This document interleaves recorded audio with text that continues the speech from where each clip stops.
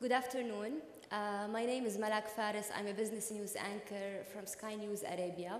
I would like to welcome you all to this session, and I'm very happy to be part of this event, which brings together the entrepreneurs, bankers, and investors under this umbrella of creativity, something I think we badly need in this region, which is required to create tens of millions of jobs in the next few years, and where youth unemployment exceeds 30%, where the Thrive for Change has been highly handicapped by weak economic structures, infertile political regimes, and terrorist threats.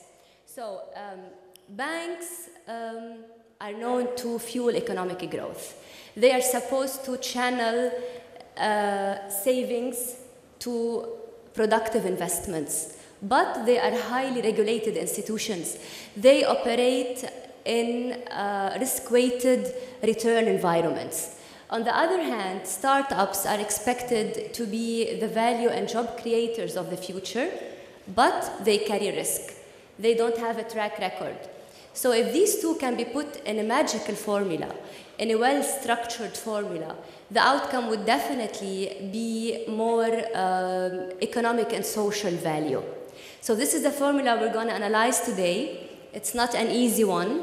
And for this matter, I would like to welcome to the stage Mr. Fouad Rahme, the managing partner, or general manager, sorry, of BLCInvest.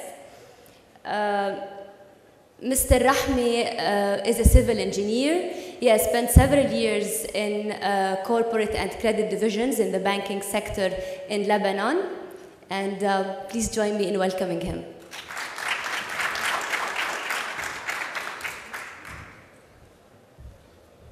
Thank you, Malak. So let's start first. You, as a bank, what approach have you taken towards investing in startups? The good thing would be to define what is a banker in Lebanon.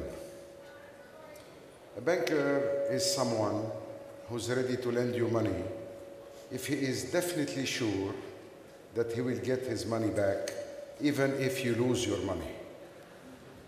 So you have to understand that bankers, let's say commercial bankers and entrepreneurs, are complete different worlds. As an essence, we do not believe that we should approach startups. It's a very dangerous field. Why? Because I cannot tell a depositor if he would like to withdraw his money, wait a second, I'm waiting for the users of the apps.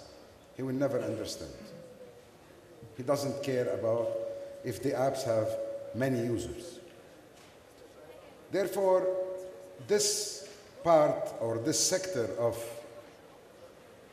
the economy was completely neglected by the banks until we had this wonderful circular. I mean the 331 circular in Lebanon. The 331 circular is the magic formula. This circular, issued by the central bank, allowed the banks to enter into the capital of startups, and not only to enter into the capital, but to get a guarantee for it. And what do we mean by guarantee? We mean that if we invest 100 today, the second day we receive 75. It's much more than a guarantee. It's a co-investing. It's a directly return. However, the only condition put was that the company should be an SAL, not an offshore, not a holding company, an SAL, a taxpayer company. So, at a certain time, we thought that that was enough to encourage the banks to enter into those companies. We discovered two things. First of all, as we bankers, we were not obliged to invest. It was an optional thing. So we were looking at it. If the opportunity comes, it's okay. If not, no problem. We have still the treasury bills, we still have the capital growth, we still have the normal business, we know our business, we still can lend for a car loan, for a house loan, okay, no problem. The second point, and much more important, is that we discovered that enough money is not enough. We need to understand this word. When an entrepreneur came to us and say, you know, I have a brilliant idea, I don't know how to monetize it. I know that I have a good idea, people are looking to my apps, people are registering in my apps, I don't know what to do with them, but I know for sure that it's a good thing. Believe me, no bankers, no commercial bankers could approve this. I recall the first time I proposed one venture to the banks, they asked me, where is the building? Where's the building? If we lose money, how could we collect them back? I don't know. That we will spend the money on marketing, we'll spend the money on Google ads to get users. What's the meaning of this? And definitely for all bankers, Facebook is stupid to have paid WhatsApp. It's not the traditional business banks. No, it's more. They criticize Mark Zuckerberg because he bought WhatsApp, okay, which is a big success in this field. Anyway, so the reflection was with the central bank and with the stockholders, probably we should give, in Arabic we say, the bread to the baker. يعني الخبز للخباز. We should give the bread to the bakers. Let's encourage the creation of VC funds. And the circular, likely enough, encourage also the banks to enter into the VCs. And we already have witnessed the creation of three VCs. It took a lot of time for one reason, and you should understood this reason. The reason is because of the legislation in Lebanon. We have a very obsolete legislation in Lebanon. I need to tell you something very important here from this forum, and I like to share it with you all, and we have all to make the pressure to end this thing. We are all hostages of Mr. Robert. Nobody knows Mr. Robert. Mr. Robert is an employee at the Daman here in Lebanon. Mr. Robert is the fetish of the Daman. You cannot change the bylaws of your company without getting a bara'at zimmi from the Daman. This bara'at zimmi from the Daman needs a fetish, a controller. In Lebanon, we have only 10 controllers. Imagine the queue. Imagine the queue. I can tell, Ricardo here is here to testify with me. We at the bank, we have approved an investment in a startup in December. And we got the approval of the central bank in December. We are now in March. We are still waiting for Mr. Robert Godot. When Mr. Godot is coming, we don't know. We have to wait to Mr. Robert. This is incredible. I mean, this is a stupid thing. This should end. The responsibles of the different departments in the central bank could tell you that although the circular allows the creation of the funds, and although the circular give us all the incentive as banks to enter into the funds, we had to spend 1 year trying to find a way to create those companies. I mean, the problem, the speaker was talking about, let's change the law, the ministers, the government. But the government is the problem. Let's find a way to isolate this ecosystem from the government. They cannot succeed. They are failures. We don't need them. We have to continue without them. What do you propose, Fouad? I really propose what I'm working on different aspects. We have to lobby to the maximum to try to lower the impact of the government in our life. We do not need bara'at zimmi daman to work. We do not need stupid Ottoman papers to continue to grow.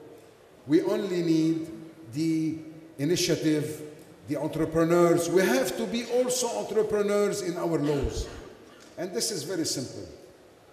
I will talk about Lebanon without going deep in politics. Lebanon is a particular point.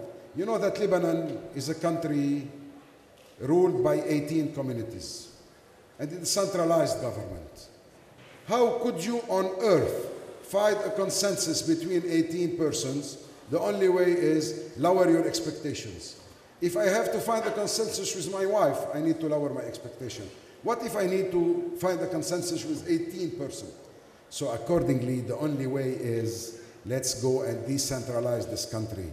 Let's go and isolate hubs for economy in this country. We do not need to solve ISIS, neither the crisis of the Middle East. We need only to leave our entrepreneurs work. On the other hand, do we have enough qualified entrepreneurs in Lebanon and enough ideas that can turn into fruitful projects? You know, there is something I would like to quote my son. My son is one of the gigs, he's working in France. And he told me once, you know that you always speak about the country where you were born. I speak about the country where it's good living. Lebanese are everywhere. Those geniuses in Silicon Valley are also Lebanese. We have a lot of ideas, yes. The people are there, they are everywhere. You know that the net has no boundary. There is no limit. There is not a definition of a country. What is a country in the net? It's nothing. It's a very small thing. I would like also to comment on one of the speakers who said about the frictions on the internet. This is not a threat. For one simple reason. The guys behind the internet in the world will solve our problem. Even if we don't do anything in Lebanon, the internet will cover every place on earth. So it's not a problem of infrastructure. It's not a problem of the country. It's not a problem of boundary. Lebanese are good engineers in the world. We can bring them. The Arabs could come to Lebanon. Even the French could come to Lebanon. You know that it's not only the entrepreneur who is important. Can you tell me what can an entrepreneur do without a CTO, without a marketeer? Even Zuckerberg without his CTO is nothing. We need engineers, we need team, we need people. And here in Lebanon, we have the highest qualified engineers. Talents are here. The only thing is they are obliged to go to Dubai or, I don't know, to Silicon Valley, to France, but they are Lebanese. They can work from there to us. Please go beyond the idea of a country of Sharri. Sharri is something and the world is something else. We're not only solving the issue of Sharri. Fouad, how do you assess a startup? The good thing in this circular, which is a wonderful thing, is that they didn't give any definition of a startup. The startup, when we build an ecosystem, startup could be any company, any company. It could be a company with 10 years, but with new idea.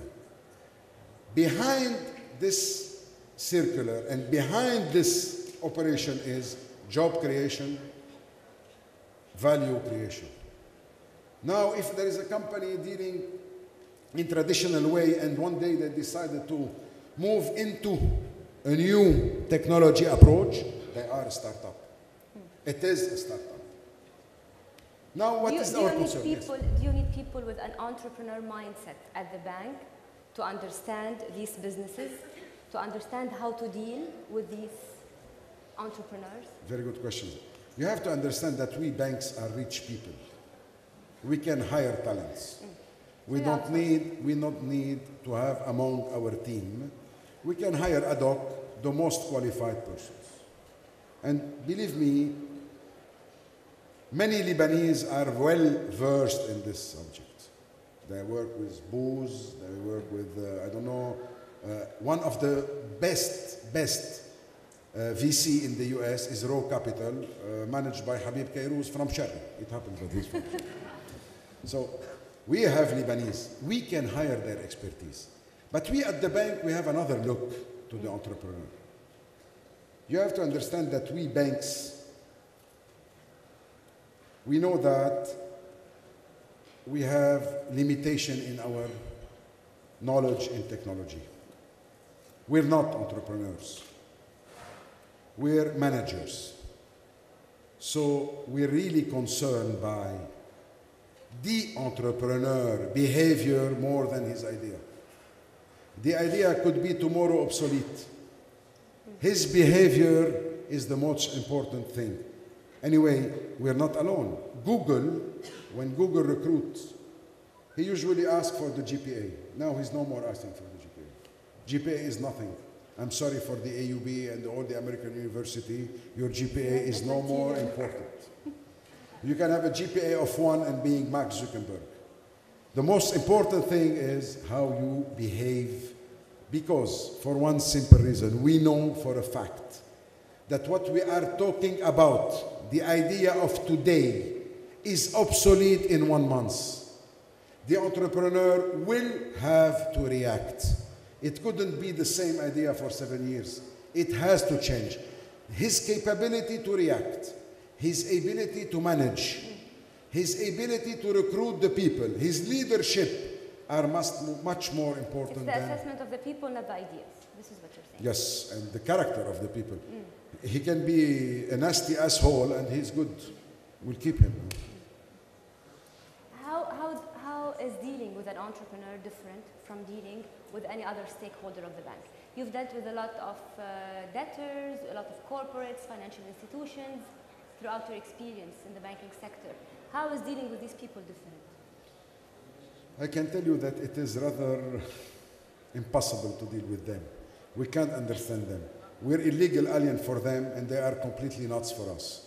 How could we manage it? I don't know. We're learning. We're building the ecosystem. This is why most of the banks in Lebanon decided to go through the VCs. Probably Bank al-Mawarid and BLC are the only banks who decided to go directly on direct investments. Because we need to learn this job. It's very difficult when someone came to your office and he started the meeting saying, "Hi man." Hi man at the bank doesn't mean anything. He stepped in my office, "Yo, hi man." Okay, man. Sit, man.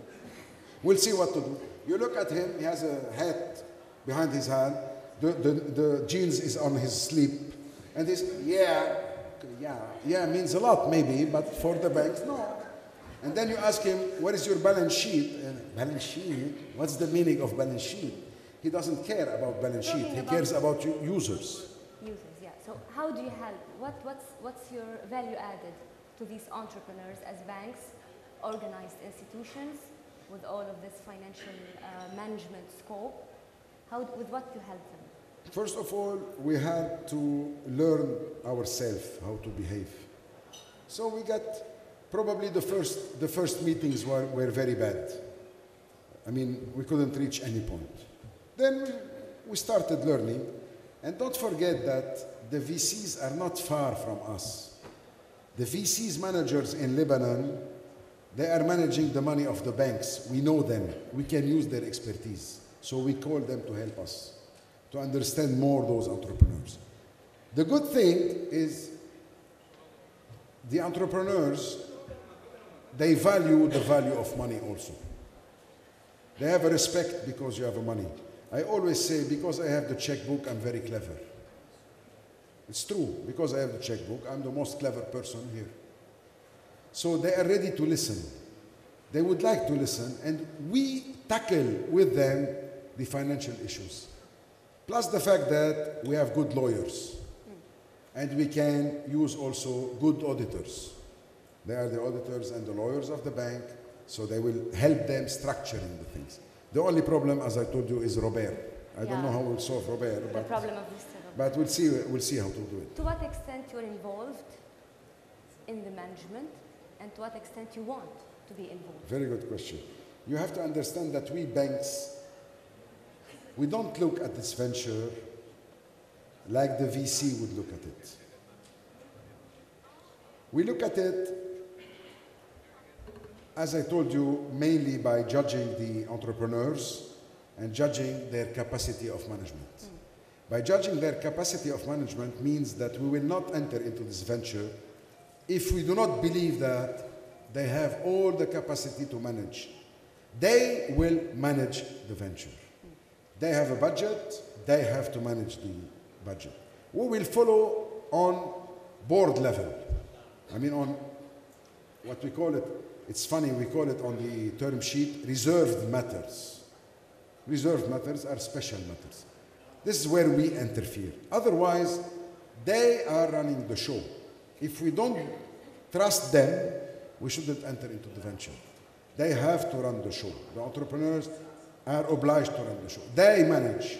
Do you have an exit plan in mind whenever you decide to invest in any of these startups? And do you ever fear getting stuck with any of these companies? Okay. First of all, in the circular, we're obliged to exit after 7 years max. So means any venture we enter into should consider an exit way. Now, I would like here to tell you something very important to all of you, because everybody, when we are reach this level of exit, they would say, there is no IPO in this country, we're not Silicon Valley, how could we exit, etc.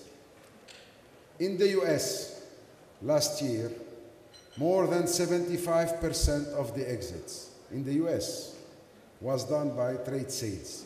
Means somebody bought the company and not IPO, and not on the stock exchange. In Europe, more than 90%. In Japan, if I take only 1 or 2 big companies listed, all the others were done by trade sales. IPO is not the only exit way. And who's better than the banks to reach these high net worth, I don't know, groups, or Let me is it tell easy you, for you to reach these? let me tell you in this business how it works. It's very simple. If there is a value, you will always find somebody who's ready to buy. The game is simple. It's a zero-sum game. Either the value is zero or there is a value. After 7 years, either it passes and there is a value, then always somebody is ready to buy. Or the value is zero. You know, in this business, it couldn't be like this lady who came to the doctor and said, you know, doctor, I'm a little bit pregnant. The doctor said, sorry, madam, either pregnant or not pregnant. So here, if either a success or a failure, it couldn't be little bit. There is no little bit. So we're not afraid of the exit. Mainly, plus the fact that Lebanon is full of money. Huh? Don't forget, we're a country where we have 3 times the GDP on deposits sleeping in the banks. We have $160 billion sleeping in the banks for a GDP of 45 billion. So we're full of liquidity on one hand. Number 2, the startups we're talking about and this sector of the activity, we're not only playing with the 4 million Lebanese. We're playing with the 7 billion people in the world. There is always a market. Isn't it, Ricardo? Always a market. We're not afraid about the exit at all. At all. So we're running out of time. Let's just open the floor for questions. If any wants to address a question to Mr. Rahme. I'm not sure if I would like to hear you. This is another question. In that case, maybe I should change the question and make it a little bit tougher. Yes, no, the original question. The question is, you only invest in startups, right? Is this better? Sorry. Can you hear me You now? only invest in startups? Yeah? No, I didn't get you, sorry. Yeah. You guys only invest in startups, and what's the limit of the investment amount you are willing to put in any startup at any given time? Okay. As a matter of fact, our mission is not only to invest in startups. This circular covers the startup. We have other instruments to invest in other companies like capital growth, etc. Now, regarding the startup, how much do we invest? I can tell you something which is very important to the entrepreneurs. If you think you need 1 million and somebody is ready to give you $500,000, don't take it. We should invest what is really needed. Little pregnant doesn't work. So we will invest what is really needed. And central bank is there, and it is mentioned in the circular that they can do exceptions, so they can allow more limits. The most important thing is to give all success to the venture. Number 2, as banks, we're not looking to have what everybody might think, a control on the company. We need the 51% and above. As a matter of fact, we hate having 51% and above. So we'll be obliged to manage. We don't like to manage. We need to have a stake. We'll protect the stake because we know how to protect it by those reserved matters. But our aim is not to take the control of the company. Our aim is to make the entrepreneur very rich. Because when he is rich, we're richer. Okay? Can we take one more? The lady over here. Thank you. We're short of time. Hi. Unfortunately, we have to. Quick question. You talked about separating government from the ecosystem. Is that at all possible in Lebanon? You know, maybe because you don't know the Lebanese constitution. In our Lebanese constitution after the war, which is the Ta'if meeting, in the constitution we have the second point of this constitution is to create decentralization. Unfortunately, so far, and you definitely know why, because the people voting on this law are the champion of decentralization. They will never accept the decentralization unless we lobby on this. And I hope that all the ecosystem, all the stakeholders will lobby on this and push it forward. The worst thing is to deal with a failure. They failed. We don't need them. Unfortunately, we have to stop because we're committed to a fixed time schedule, which we have to respect. I would like to thank Mr. Fouad Rahme for the insightful comments, and thank you all for making this session a success. Thank you. Thank you.